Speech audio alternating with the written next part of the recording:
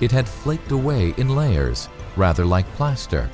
Simon thought it could well be the roof of a building or some kind of sphinx, but there was not enough left to be sure.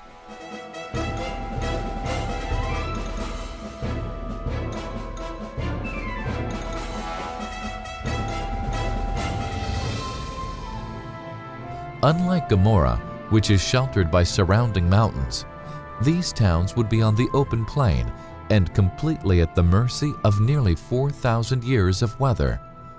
Unable to do more, they moved on.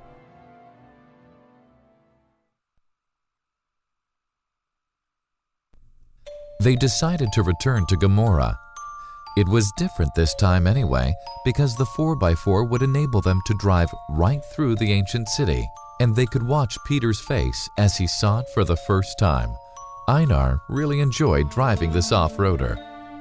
Being an Icelander, it certainly wasn't the first time he'd been in rough terrain. Eventually, they disembarked, and Simon held the camera as Einar and Peter disappeared into a cul-de-sac. Simon had just purchased a new high-definition camera, and he couldn't stop filming. At every visit, he saw something new. Einar and Peter suddenly went out of sight.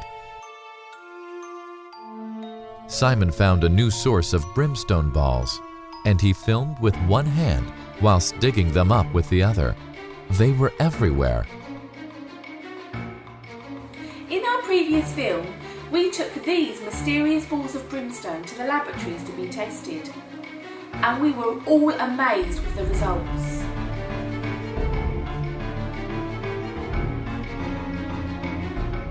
An X-ray fluorescent technician was to supervise an analysis of the brimstone samples.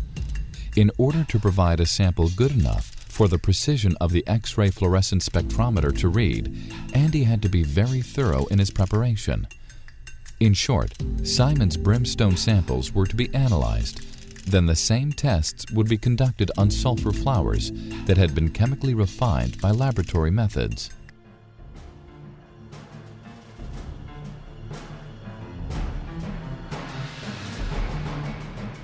He panned across the strange, ghostly city and noticed the silence again. Not even birds were singing. Einar and Peter eventually returned, excited by the hundreds of brimstone, death balls, which they had collected. They are the ultimate proof that God destroyed these evil cities, just as the Bible describes in Genesis 19, verse 24. Then the Lord rained down burning sulfur on Sodom and Gomorrah. But if you're finding it actually sort of embedded in walls and things like that, to cut them out with the walls. right? No.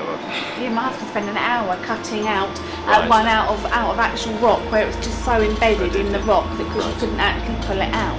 Right. I've got a prize specimen at home. It's about the size of my fist.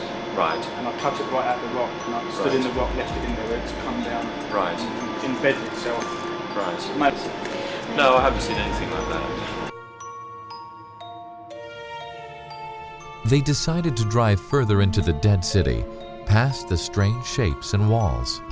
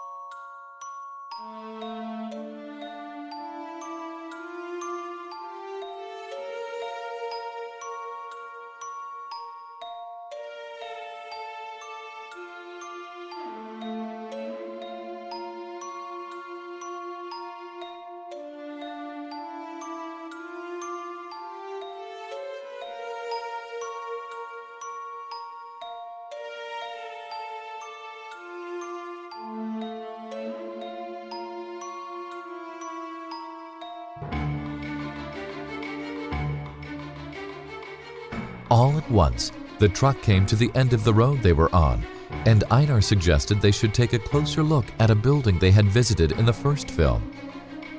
Whilst climbing over it, they noticed that one of the ceilings had caved in. All suddenly realized that it was not a good idea to climb over hollow, crumbling structures. So much for the excitement of the moment.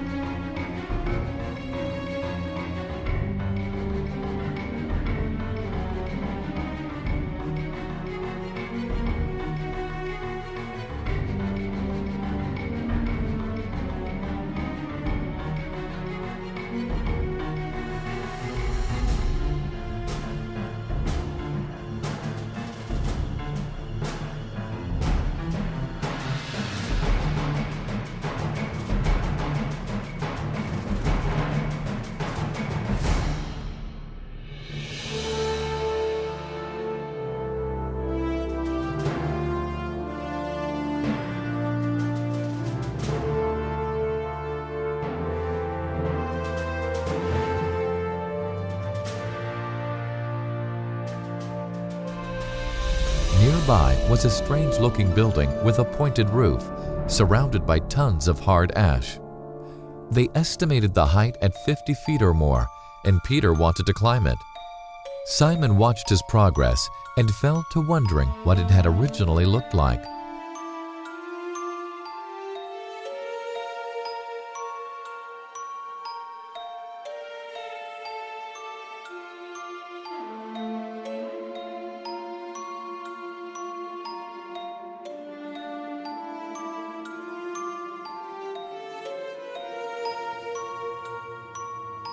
The white ashen remains stood out clearly against the backdrop of brown mountains and hills.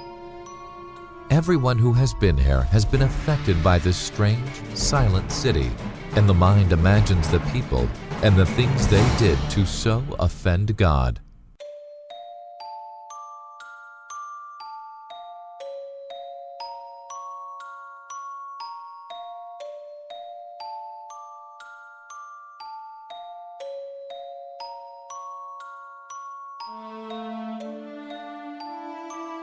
Genesis 13, verse 13. Now the men of Sodom were wicked and sinning greatly against the Lord. The Jewish Talmud, which contains much ancient history, has many stories concerning the evil in Sodom. One of Lot's daughters was condemned to death by burning for feeding a starving man, though she later escaped to Zoar. Another girl was covered in honey and stung to death by bees for helping a stranger. There are many more tales like that.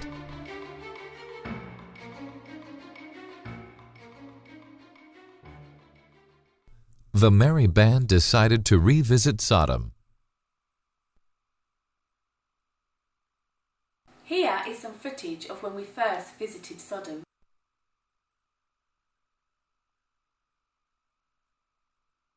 Like Gomorrah, the cream ashen structures against the brown-colored mountains was even more marked at this level, but the architecture and layout of the city was very different. The buildings seemed to be arranged in terraces.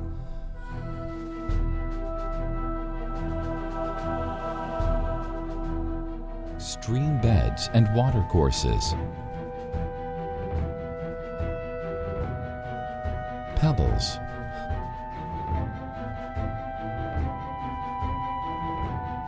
water in abundance running right through the city, dams directing water sometimes under buildings, structures lining the banks of the streams, fossils, some that looked like mussels, fused together by what appears to be a great burst of heat. Simon and Imar had been here several times now and wanted to see the ruins in more detail. During the steep and slippery climb, he fell to thinking of the people who had lived here. Which of these piles would have housed Lot and his family? Which of these streets was trod by the angels? They returned to a large fortress-like construction. Similar in style to the buildings of Gomorrah at the bottom, it was topped with a stone wall with mortar joints, windows, and doors. Einar and Peter decided to risk climbing to the top. Einar and Peter continued to climb steadily, while Simon filmed from the safety of the ground and was most relieved when Einar reached the top. The ground underfoot was dry and crumbly, with no way of knowing which sections were hollow. The nearest help was many miles away, but fortune favored the brave, and they returned safely to Earth. The party were drawn once more to the dams and weirs of the old city, with an intact well constructed of the same materials as the fortress walls. It amazed everyone that they were able to look at and touch this very large piece of history after nearly 4 millennia.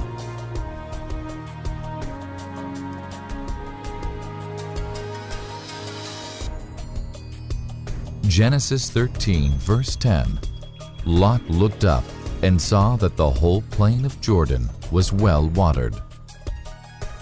They met a man living in a tent, pumping water in the area, and decided to ask him what he thought the building had been.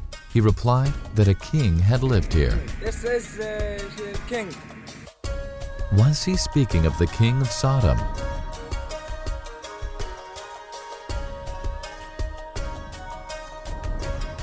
Einar had decided to scale another of the buildings they had filmed on the last trip, and Simon jokingly reminded him that he was not insured. Einar, meanwhile, was being entertained with coffee by the gentleman in the tent. They noticed a large entrance to a nearby building and discussed the wisdom of entering it. Peter was keen to do so and entered first, while Simon followed more slowly with the camera. Suddenly, Simon was nearly trampled to death as Peter flew past him, shouting that the place was full of bats. They decided that it had to be explored, however, and Simon led the way with the camera, with Peter following and providing much-needed moral support. Having no light source, they both strained their eyes to determine the full extent of the cave or room. Switching the camera to night mode merely resulted in very jumpy pictures, and a cigarette lighter had little more effect. The shadows stretched away into the distance, but nothing more could be done without illumination, and they withdrew. Early next day, everyone was keen, rested, and in search of a new experience. Many times they had passed a sign to Engedi, and they had since learned that it was a very important historical site. This area then became the next goal for the expedition. Whilst driving past the Dead Sea en route for Engedi, many signs warning of open pits were noticed. This rang a bell with Simon, who remembered reading something about pits in this area. He asked Einar to stop, recalling Genesis 14. The king of Sodom, the king of Gomorrah, the king of Admah, the king of Zeboim, and the king of Bela, that is Zoar, marched out and drew up their battle lines in the valley of Siddim. Could this be the valley of Siddim? It could very well be. The Bible says it happened by the Dead Sea, that is the Salt Sea, between the cities of the plain, and that's where they were standing at that moment. Finding another warning sign, they decided to discover what manner of pits the Bible referred to. Curiosity came to the fore. How big are they? How deep? How dangerous? They began to walk gingerly onward, keeping well clear of any soft-looking patches of ground. No one wanted to suddenly disappear. They came to a small ditch with a thin layer of shell over it. Things were getting interesting. This could obviously be a trap for the unwary. Nearby were larger pits, 2 to 3 feet deep, and Simon climbed a little way into one, noticing that the bottom appeared very dark in color. As they walked further on, another biblical verse sprang to mind. Genesis 14, verse 10. And the vale of Siddim was full of slime pits, and the kings of Sodom and Gomorrah fled, and fell there, and they that remained fled to the mountains.